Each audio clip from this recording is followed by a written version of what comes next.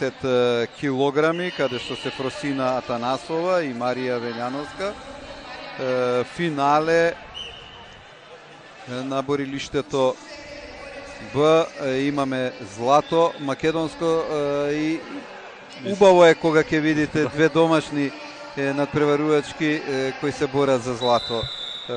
Атанасова настапи на Балканското последно првенство, државен првак, пето место на Европското првенство.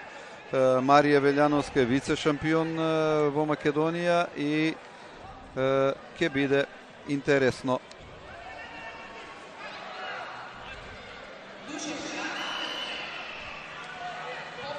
Тоа се, јас би сакал повеќе да кажам за однос за храброста на овие девојки кои се одважили да се вклучат во борењето. И често пати на луѓето малку им е нејасно, меѓутоа оно што сега во таа експанзија на борење во женска конкуренција е нешто многу важно. Мислам дека нешто можеби најдобро што му се случи на борењето. Знаете, јас имав едно своје излагање на емисија која јас ја работев на локална телевизија во Штип. И реков, ние мораме да објасниме на мајките, на бабите, дека тие децата им се заштитени. И додека успееме да ги убедиме мајките дека децата, девојките, момчињата немат проблем, ние сме постигнале се.